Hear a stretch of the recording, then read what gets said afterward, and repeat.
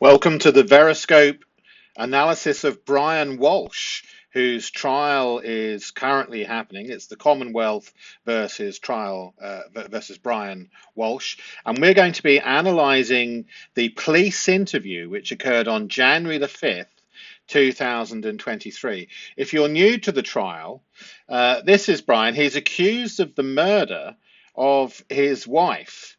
And apparently he admits to finding her body and chopping her up and disposing of her. Her body's never been found. And the trial is happening in the same location as the trial for Karen Reid. And according to some rumors, there has been a request to investigate Proctor's telephone with regards to this trial. So if anybody knows any more information about that, please do put it in the comments. If you're new to the VEROSCOPE channel, welcome. We go through an analysis daily using FBI style forensic linguistic intelligence analysis. What that really means is, in simple terms, is we listen extremely carefully to what they tell us, to what words they use, their priority of words, where they may change tenses or pronouns, and we go into a deeper level looking for Freudian slips or leakage, and we see what we can see within their statement. And learning statement analysis and forensic linguistics in your own life, if you're new to this, is extremely useful because it really helps tell who's being deceptive to you. And in life that happens. We've all been lied to.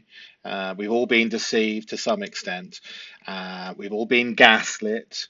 And knowing in a little bit more detail why your gut feeling is feeling what it's feeling. In other words, we connect your gut feeling to the words that are actually being said, and you become extremely good at seeing who is being dishonest with you very quickly. And if you look at the comments in some of the VEROSCOPE videos, you will see that the analysis skills of the people who comment on the VEROSCOPE videos is extremely high. So do join in, and let's carry on with the actual trial itself. We're going to be watching about 5 minutes, and then we'll go into the analysis and we'll analyze deeply what his words mean if you were the detective listening to him for the first time. So we're going to hear the detectives introduce themselves, and then we're going to hear them ask him to describe what happened since the morning, and we'll listen for 3 or 4 minutes. And like Columbo, we'll see what slips he makes, what errors he makes, what clues he gives us. Because at this stage, when we listen to the police interviewing him, it's just a missing persons report. But would you, from this 3 or 4 minute clip, would your alarm bells have gone off? Would you have known? And that's what we're going to analyze now. Okay, let's carry on. Your Honor, with the court's permission, may we play Exhibit 54? You may. Thank you. Ms. Gilman, could you play the interview from January 5th? Thank you.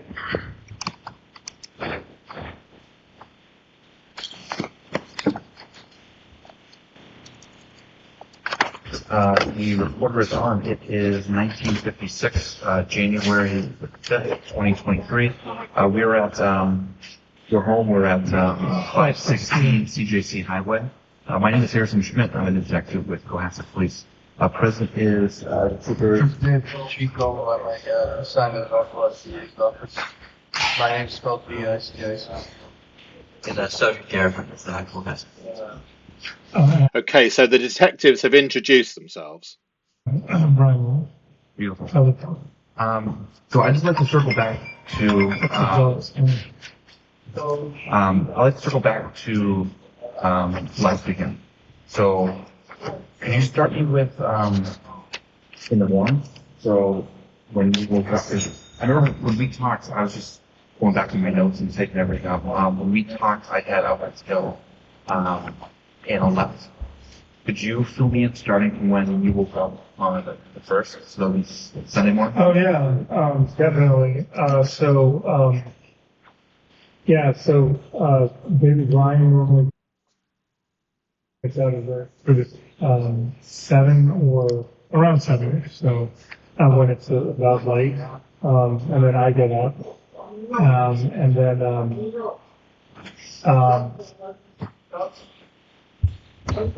sorry. And then I get the day going. I'm supposed to change William and Brian in the morning. Yep. I didn't. So those who are members of the VEROSCOPE channel, do put in the comments where you're seeing the deceptive markers. I'm 50-50 on 100%. So we went down and I made French toast for when the day is off. I make French toast and so I made French toast.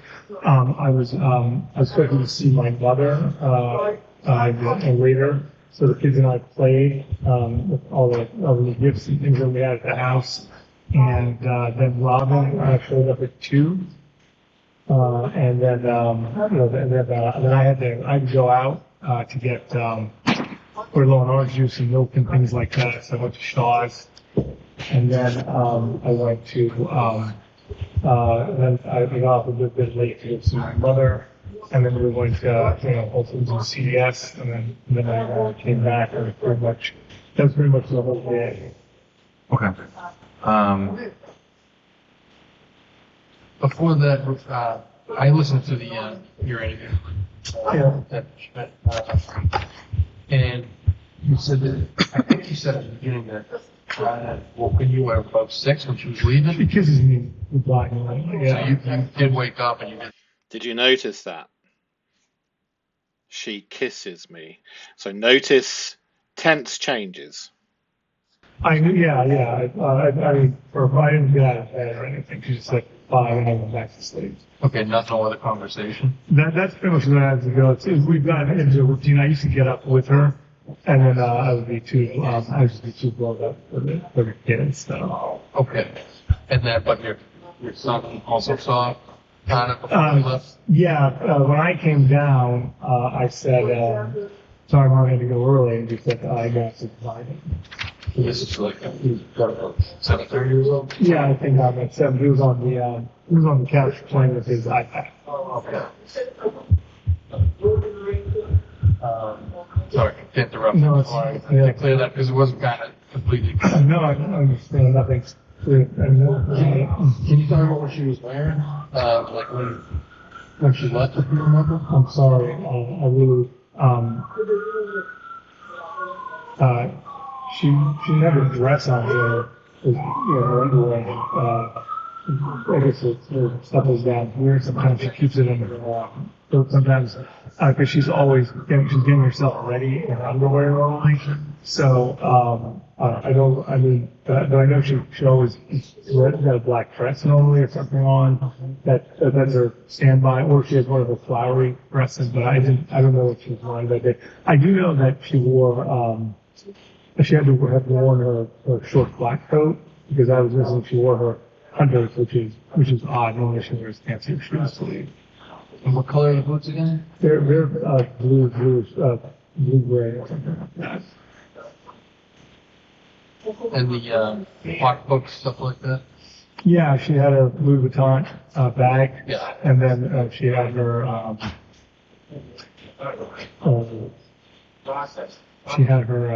black bag. I think was probably this one. But she has like 5 or 6 product bags. You're confident that she took that with her, like that hasn't turned up in the house here? The only thing that turned up was when we were here last night at Tiffany sunglasses. Yeah, she did not take that. And were you able to track down where she left those, or where she left her sunglasses? Thomas left them, right? No, William? Ryan. Okay, so the Tiffany sunglasses were left behind, but the bag was gone. It looks like. Right, let's go into the actual analysis itself. So we notice we've only played about 4 minutes or so, and we've got 40 plus deception markers. You will have found many of those. Do put them in the comments where you see them. We have two different times for I got up, and one of them is obviously impossible. And the French toast, the repetition, it tells us that it's highly likely to be prepared narrative for, if you imagine the person who's committed the crime, knowing at some point you're going to be interviewed by the police, you're going to prepare narrative, aren't you? And here we have a classic example, which we'll go into a little bit more detail on so you understand it fully, with the French toast repetition being evidence of narrative construction and preparation. Did you notice the stuttered pronoun I? There were 4 consecutive I's. I. Do you remember that? We look out for those. They're very indicative. Pronoun cognitive stresses. It's a little bit of self-censorship combined with cognitive overload. And that's why we will often see the I pattern. Sometimes it's just the double I. So the temporal impossibilities, the claims have got up twice. The kiss was volunteered and then erased within seconds. Notice that his wife in this statement is missing. We have backwards reasoning. Had to have worn reveals deduction, not observation. That was with regards to the black coat, wasn't it? Wife receives 1 mention. French toast receives 3 verbatim repetitions. And then we had that mathematical confusion where he talks about 50-50 on 100%. This is cognitive overload. So, Act 1, the French toast alibi is what we're calling this. Detective Schmidt, do you remember? He says, could you fill me in starting from when you woke up on the first Sunday morning? This is an excellent question. First class elicitation question. If you are ever asking anybody what happened, contaminate the question as little as possible and effectively just ask them to tell you everything they've done from the moment they've woken up until the moment they went to bed that day. Brian Walshe, he says, listen to his answer. Now bear in mind, you're one of the policemen, you're Columbo in effect. All it is a missing person. But this is what you hear when you ask this question. Brian Walshe says, oh yeah, definitely. Isn't that strange? Oh yeah, definitely. So learning statement analysis at conversational speed, or just your gut feeling, you're immediately alert that this is an unusual pattern. He says, yeah. He repeats himself. He's getting ready to deliver the statement. We recognize that he has a reason why already, even though he is in effect self-censoring, and so we mark up the reason why in blue. So is written in blue here. When we mark up a document as statement analysts, you'll learn how, for instance, pronouns are marked in red. And so where we see a change in pronoun, it's easier for us to see. He says, so again, and here a transcript error, I believe, normally gets out of there 7 or around 7-ish. I'll have to come back and look at this statement here. Normally gets out of there. It's an unusual construction. Perhaps somebody in the comments who's been following VEROSCOPE for a while or has analysis skills could comment on that.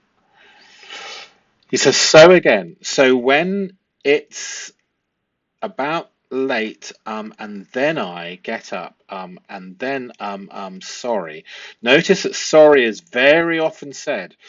Analyzing thousands of criminal statements, it's extremely common for them to say sorry in the statement, and multiple times. More common than the average innocent statement.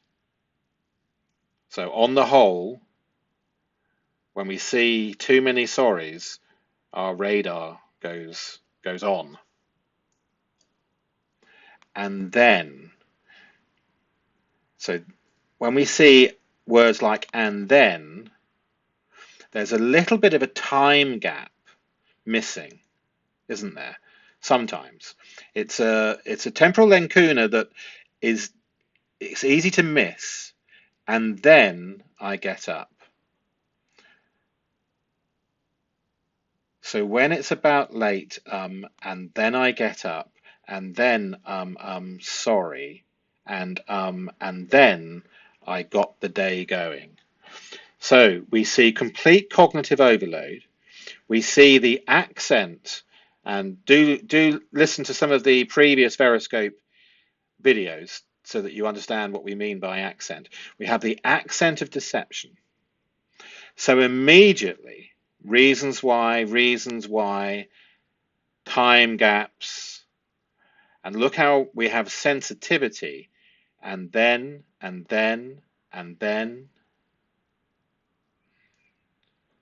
We have vague timeline.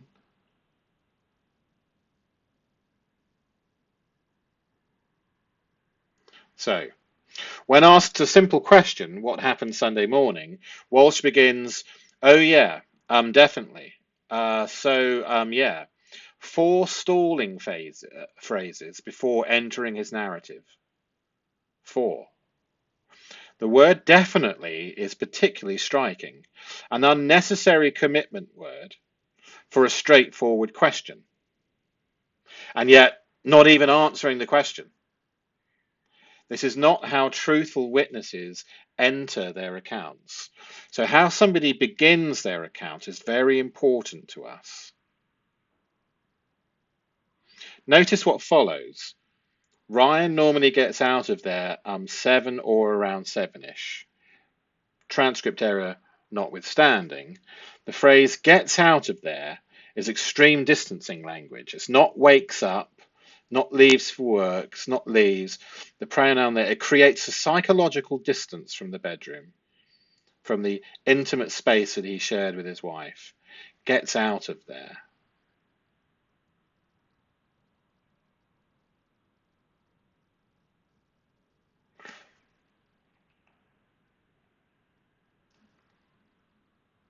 Yeah. Unless it's referring to the other bedrooms. I don't know. Then watch the linguistic collapse. So when it's about late, and then I get up, and then sorry, and then I got the day going. So this sentence fractures, doesn't it? When it's about late doesn't make grammatical sense. And do forgive any transcript errors, because this is more of a learning exercise rather than if we were doing a genuine forensic linguistic analysis, we would pay somebody to do an absolute word for word transcription. So if we do have any errors, we'll just have to work with what we've got, but learn the lessons from them anyway. He apologizes mid-sentence, sorry. Multiple and then connectors show cognitive overload. He cannot cleanly describe waking up that Sunday morning. So from the off, as Columbos, we know something is up. We know this witness is not being completely truthful with us. He is being deceptive. The entire opening sentence and paragraph was deceptive.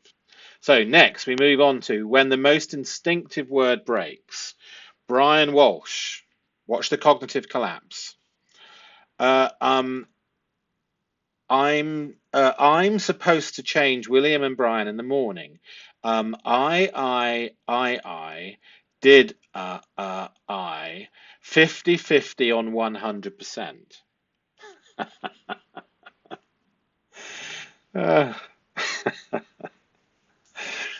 Okay, so again we have cognitive collapse. We have extreme mixture of self-censorship, stress, nerves, brain completely overloaded. He's not sure what to say. He starts again and again and again. This isn't normal stuttering. I've not seen any evidence that he normally stutters like this. So having established a baseline, this pattern, what follows it, generally speaking, is deceptive. So I suspect he also uses the language supposed, doesn't he? He says, I'm supposed to change, and then won't commit to that having occurred.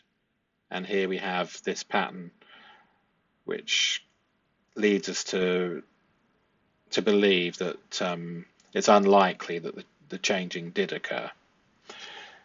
So 4 consecutive stutters on the personal pronoun I, the most instinctive word in human language. Children master this word by the age of 2. It requires no cognitive processing or genuine recall. It flows automatically from experiential memory. This is why pronouns is so important to us in statement analysis. Unless deception creates cognitive dissonance.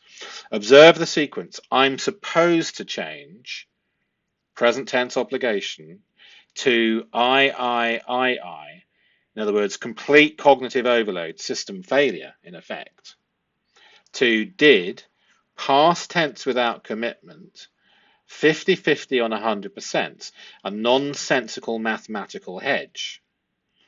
His brain is fighting itself. The police, the detectives are there. He's murdered, most likely, his wife. Certainly he's disposed of her body, chopped it up and hidden it. Her body's never been found. Can you imagine what is happening inside his mind with the police there? He's reporting her missing. He's hoping to get away with the crime. And so we see his brain collapse under the pressure. So as detectives who understand statement analysis, we would immediately have seen in his first 2 paragraphs, something is wrong with this witness and what he's telling us. We would be highly suspicious. The truthful part knows what happened. We know all that we know.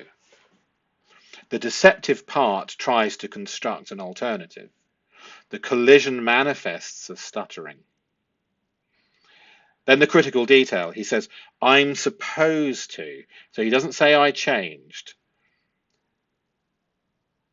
The present tense contamination in past tense narrative. He's telling you what he's supposed to say and what he was supposed to do, not what he did. And this is consciousness revealing the gap between his script and reality. And that's what we're really looking for, isn't it? The gap between the script, the narrative, what the liar wants us to hear, and the reality. So the rehearsed alibi, when verbatim repetition reveals script. Brian Walshe says, so we went down and I made French toast for when the day's off. I made French toast and I made French toast. So here we see French toast is highly sensitive. This tells us it's highly likely to be narrative building, rehearsed alibi. I made French toast, I made French toast, I made French toast. 3 times in rapid succession. And this is not how the human brain in genuine recall operates. Memory is reconstructive, not playback. Each telling varies slightly as the brain accesses different neural pathways. He's got stuck, hasn't he? He's got stuck. He's got stuck because he's rehearsed it. It's rehearsal, made visible through language. So we have lots of missing time. Essentially 8 hours unaccounted for. When the morning becomes afternoon, Brian Walshe says, I was expecting to see my mother later, so the kids and I played with all the gifts and things we had at the house, and then Robin showed up at 2. So it leapt from the morning to the afternoon. This is missing time, temporal lacunae.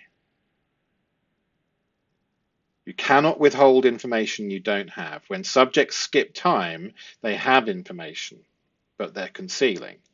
And he's concealing a lot of hours. It's a big jump. Aldi. Did you notice that? Stuttering on all. Even this vague description creates linguistic difficulty. He's really struggling.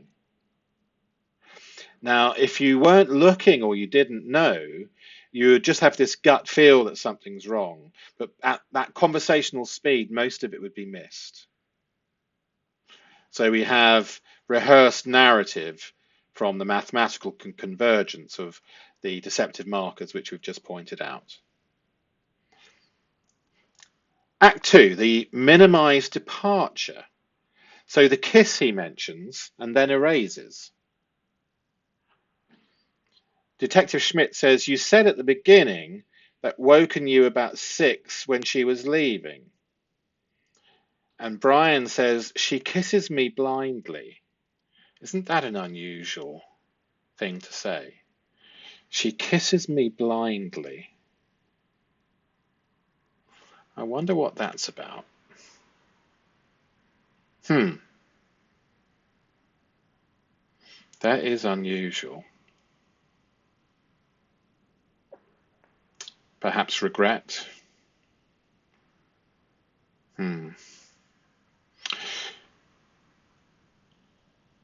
Detective, so you did wake up and you did, and then Brian says, I mean for I didn't get out of bed or anything. She just said bye and I went back to sleep. Minimization there.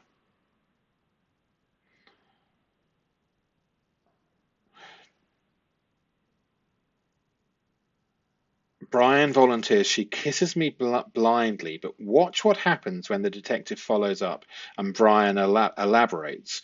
She just said bye. He just mentioned the kiss, but seconds later he minimizes the entire interaction to just said bye. The kiss vanishes, doesn't it? This is an internal contradiction within the same exchange. The word just is minimizing language, dismissing the significance of the moment. So he jumps from she kisses me blindly to a time gap of some sort to she just said bye. I didn't get out of bed or anything. The phrase or anything is an unnecessary addition, isn't it? It's unnecessary language. It's filling space where detail should exist. I went back to sleep. It's quick to emphasize he returns to sleep, establishing he wasn't up when she left. But the disappearing kiss is the tell. He volunteers it, then erases it from his narrative moments later. This is his description of his final interaction with his now missing wife. Truthful spouses in crisis provide rich, consistent detail about these moments.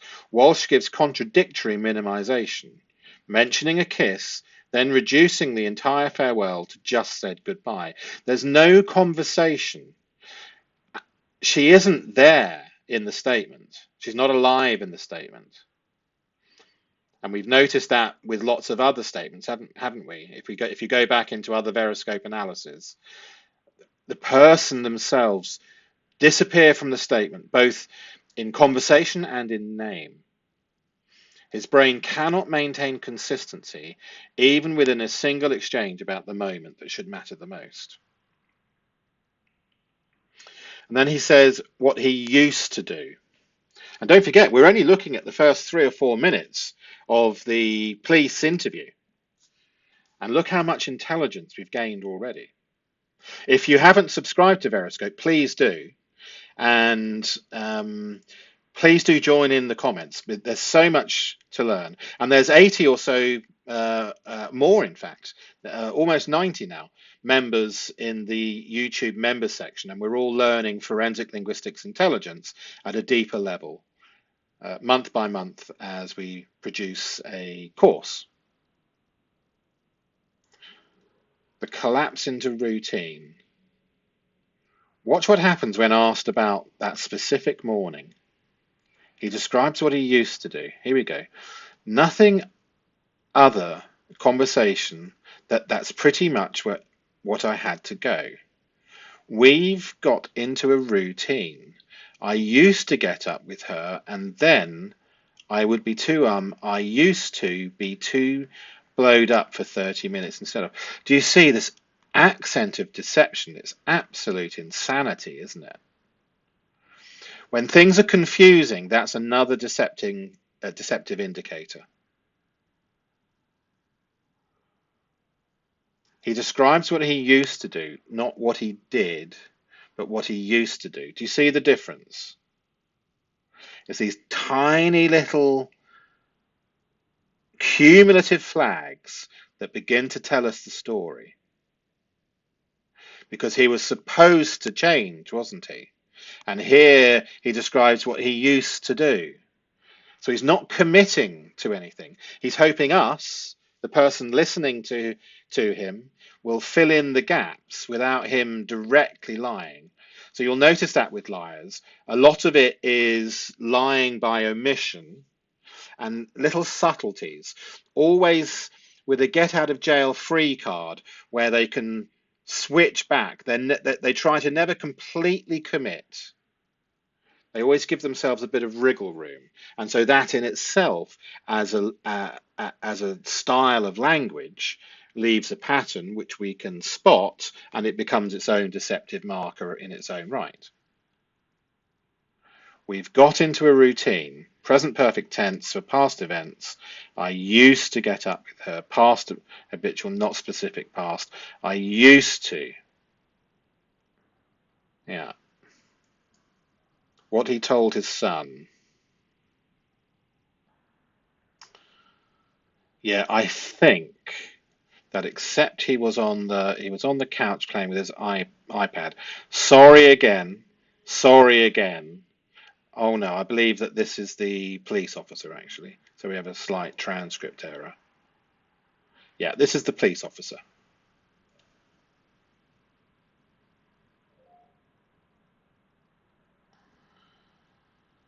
Yeah, the describing his son on the couch with the iPad.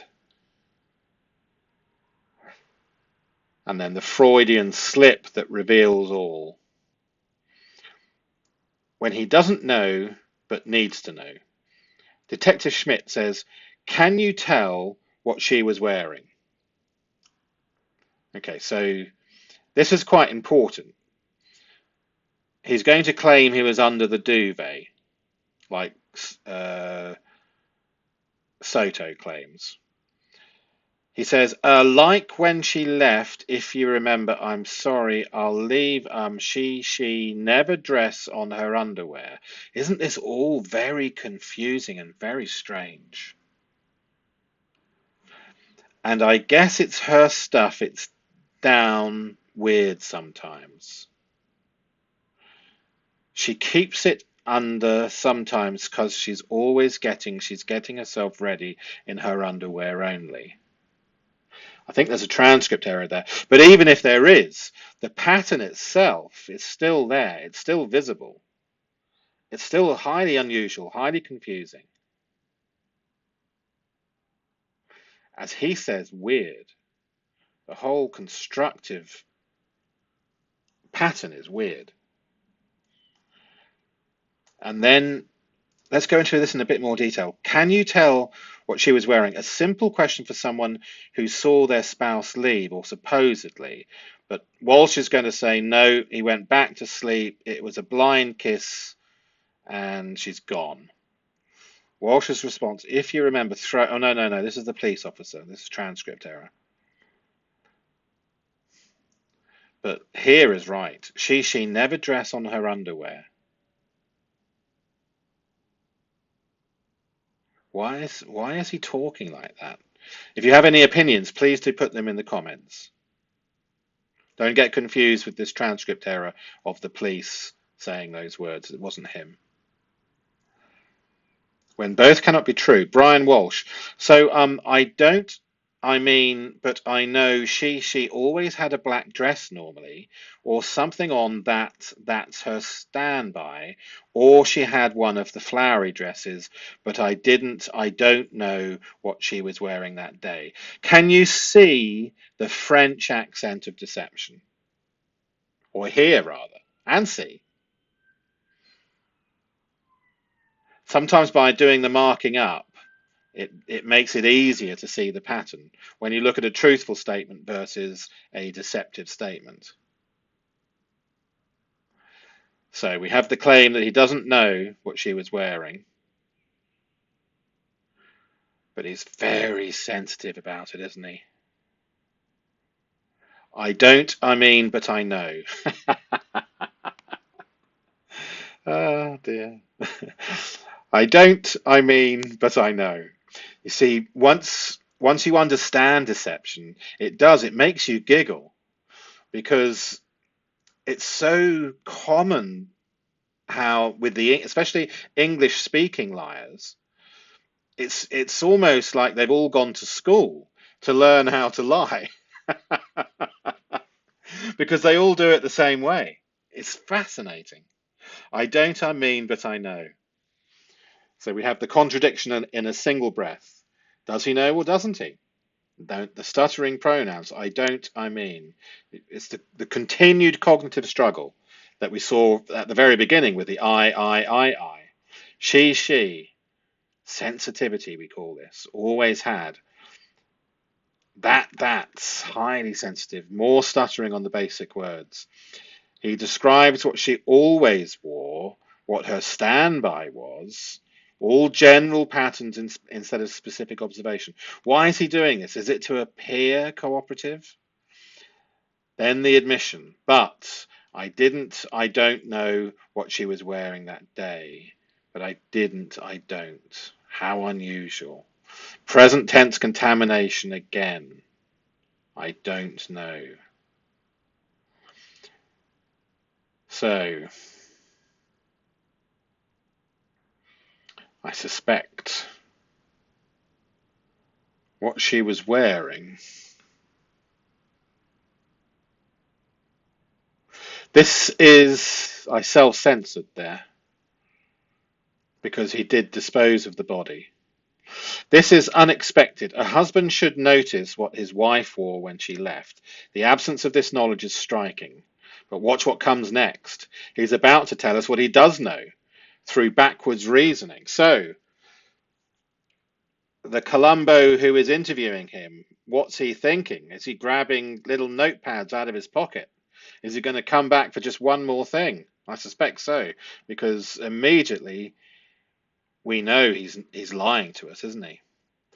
When the wrong pronoun tells the truth. Brian Walshe.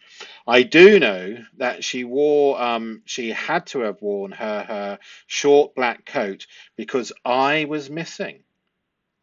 She wore her hunter's, which is oddly, she was fancy sleeve. Interesting. Look at this, because I was missing. The pronoun that cannot exist. This is the smoking gun, buried in syntax. After claiming he doesn't know what she wore, Walshe says, I do know. Strong commitment word. But then she had to have worn. It's conditional, it's deductive language. It's not she wore, which would be direct observation, but she had to have worn. So he's using logical deduction. He's working backwards. The coat is missing from the house, therefore she must have worn it. This is reasoning from inventory, not remembering what he saw. He didn't witness her departure because there was no departure. But now comes the slip, the tell. And we were listening carefully. And this is what we heard. Because I was missing. We mark reasons why in blue, pronouns in red, and where we see potential leakage, we use this pink colour. Because I was missing, he said. Read that again. Because I was missing. Not because the coat was missing, not because it was missing. He goes to the first person pronoun I, and it appears where the object pronoun it should be. It's out of the blue, isn't it? It's out of the blue. He says, because I was missing. Look. He was talking about her dress, and then he says, because I was missing. So what was he doing when he was missing? This is a slip. What was going on in his mind? Where, was he hiding the body when he was doing this? This is brain leakage. The conscious mind tries to say she wore the coat because the coat is missing from their house. The unconscious mind, holding guilty knowledge, substitutes I was missing. Pronouns are instinctive. What was he missing? Missing from where? Missing when? The pronoun substitution reveals his mind's true focus, not the coat's absence, but his own. Where did he go? This is how consciousness betrays concealment. Under the cognitive load of explaining how he knows what she wore with the backwards reasoning, while maintaining that he didn't see her leave, his linguistic filter fails. The truth surfaces through the wrong pronoun. This is not a transcript error, although we've had many. This is a Freudian slip, for want of a better word, but the word or the phrase that everyone seems to understand most easily. And it's real leakage. I think he was thinking at that moment about where he went, perhaps. Where he went when he was hiding her body. So the patterns converge when multiple independent deception indicators align with mathematical precision. We have the French toast, repetition, do you remember? And so we saw rehearsal, which is a deceptive marker in its own right. When the subject or the person has a need to rehearse, we think, well, why? And so in goes the deceptive flag. We had extreme pronoun sensitivity, didn't we? I. We had present tense contamination. I'm supposed and I don't know. Do you remember? We had because I was missing. We had the backwards reasoning, had to have worn. We had those time gaps, didn't we? Got up twice in one morning. And we'll look at that in more detail in the next analysis. Mathematical impossibility, that 50-50 on 100%. The wife vanishes from the narrative. She's really gone, isn't she? It's like this is about her. Or we've just been told about the French toast. We have routine substitution. Remember the routine? Used to versus did. The minimization language, just said goodbye. We have the kiss volunteered, then arranged. The blind kiss. It sounds like a bit of artwork. Do you remember the kiss? Witness timestamp precision. Yes, this is the only time in the section that we've analysed where we've had time precision. We have multiple linguistic breakdowns from cognitive overload, and he cannot describe his wife's departure. So we have consciousness of guilty knowledge. If we were Columbo interviewing that first witness, we would certainly be going back to him asking just one more thing, wouldn't we? So what's missing speaks volumes. Expected language, missing wife crisis. See what she's missing. Where could she be? Is she okay? What should I do? How can I help? When did anyone last see her? Should I check somewhere? I'm so worried. This isn't like her. Specific details about departure. Help-seeking behavior. Instead, we have the French toast narrative what he was supposed to do, what he used to do, playing with some gifts, Robin arriving, mother's house, which we'll cover later, establishing his timeline, routine patterns, not events, what he told his son, and the backwards reasoning. The double get up impossibility. And then I get up, and then sorry. And then later we saw, then I got up a bit late to go to see my mother. So we have the two get ups, and they're not compatible with each other. I left late. We always look for left, don't we? We'll go into some of this in more detail in future analysis. There's so much to analyze. I don't want to get stuck for too long on just this. What is this? 4 minutes worth? 5 minutes? The first 5 minutes of the police interview? The 50-50 and 100% following the I. Very deceptive, wasn't it? The vanishing wife.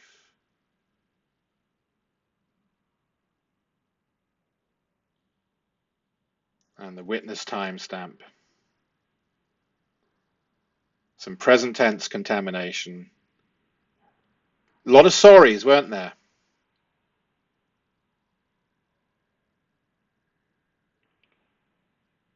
So the analysis reveals patterns that transcend individual deception markers to demonstrate consciousness of guilty knowledge. So if we were the police and we've got no other evidence at all apart from just our first 5 minutes with Brian, had we gone away and analysed the first 5 minutes of the conversation, had we recorded it like they have and we analysed it, we would get back to the police station and whoever analysed it first would immediately bring to the attention to the others all of this. The Freudian slip substitution, because I was missing, reveals unconscious focus on self rather than missing coat at the moment of explaining the clothing knowledge. We've got extreme pronoun sensitivity. We've got that French toast alibi repetition showing rehearsal. We have the backwards reasoning. We have the I get up problems because it's in two different areas and at two different time frames. You didn't go back to sleep. We have that mathematical impossibility, word salad, the French accent. Sorry, France and Canada. The wife vanishes from the narrative. Asked about Sunday morning with the missing wife. She receives one passive mention. Okay, so I think we've covered all of this. The kiss being erased, or the missing time gaps, the missing language. She just said goodbye. There was no conversation, was there? Okay, so that brings us to the end of today's VEROSCOPE with Brian Walshe. If you would like me to continue with Brian Walshe in more detail, please say so in the comments. And also, if you know more about the case, because it's the first VEROSCOPE video on Brian Walshe, please do put in the comments your case knowledge. And as the trial continues, we'll analyze moments which are worth analysing with VEROSCOPE. There are plenty of channels who comment, generally speaking, on the trial. So if we pick certain moments to analyse, and if there are moments which you would love to be analysed, put those in the comments as well. And we'll see what we can find as the trial continues. Okay, don't forget to subscribe. That would be really, really helpful to me. Okay, thank you.